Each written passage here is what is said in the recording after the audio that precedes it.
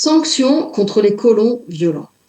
Je vous l'avoue d'emblée, ces mots m'ont donné la nausée cette semaine.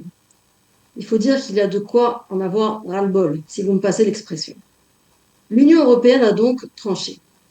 Elle impose des sanctions à des organisations et des personnes de Judée-Samarie au motif qu'ils seraient coupables de comportements violents à l'égard des Palestiniens. C'est devenu un mantra. Aujourd'hui, toute belle âme qui se respecte se doit de dénoncer cette soi-disant violence. C'est presque un réflexe pavlovien. Croire qu'on revisite les vieux mythes. Autrefois, on accusait les juifs d'empoisonner les puits, de fabriquer des matzot avec le sang des enfants chrétiens. Aujourd'hui, on fabrique une légende noire sur les habitants de Judée-Samarie pour remettre en cause plus largement la légitimité des juifs sur leur propre terre. Laissez-moi vous dire qui sont ces gens que le monde s'entête à appeler des colons, comme si on pouvait coloniser la terre de ses ancêtres. Ils sont plus d'un demi-million et vivent dans des localités qui n'occupent au total que 1,5% à 2% de la totalité de la Judée-Samarie. Et loin des caricatures, ce qui règne là-bas, c'est une atmosphère familiale, une atmosphère de mission, une atmosphère de solidarité. Ce n'est pas un hasard si cette région affiche l'un des taux de réservistes et de bénévoles les plus impressionnants du pays. Mais leur quotidien, c'est aussi de vivre sous la menace permanente. Car n'en déplaise à Bruxelles, le problème numéro un en Judée-Samarie, c'est le terrorisme palestinien. C'est lui qui assassine, c'est lui qui fait des blessés, c'est lui qui empoisonne la vie de tout le monde, israéliens comme palestiniens d'ailleurs.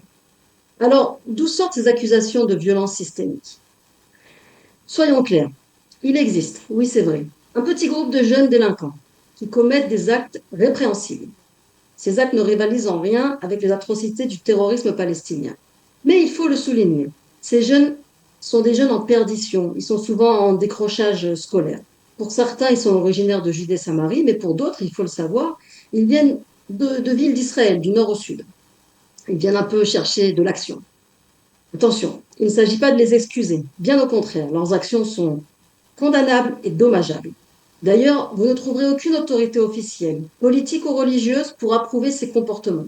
Ils sont condamnés systématiquement, sans exception. Il existe aussi des programmes qui sont mis en place pour enrayer cette délinquance, pour aider ces jeunes à rejoindre le droit chemin. Et parlons chiffres. Savez-vous combien sont ces jeunes dont le monde entier parle aujourd'hui? Ils sont quelques centaines sur les plus de 500 000 habitants de Judée-Samarie. Donc vous voyez la proportion. Ensuite, il faut décoder les informations sur lesquelles se basent l'ONU et l'Union européenne pour condamner cette violence. Une enquête de l'organisation israélienne Regavim a révélé que plus de 98% des incidents qui sont classés comme violences de colons sont en réalité des affrontements entre l'armée israélienne, Tsahal, et des Palestiniens, sans qu'aucun civil juif ne soit impliqué. 98%.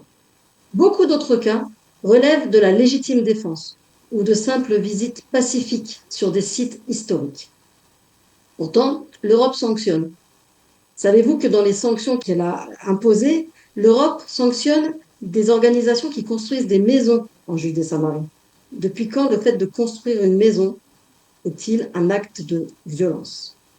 La violence, la vraie, ce sont les attentats commis par des terroristes palestiniens sur les routes. Ce sont les tentatives d'intrusion dans les villages juifs pour égorger des familles. Ce sont les attaques quotidiennes contre les bergers juifs de Judée-Samarie. Et là-dessus, silence radio de l'Union européenne. Aucune sanction à l'horizon pour les auteurs de ces actes. On préfère se baser sur des rapports d'ONG pro-palestiniennes sans aucune vérification indépendante pour condamner encore et toujours et uniquement les juifs. Les habitants de Judée-Samarie ne sont pas les méchants au couteau entre les dents que l'on tente de vous dépeindre. Ce sont des familles normatives, des pionniers qui ne demandent qu'à vivre en paix.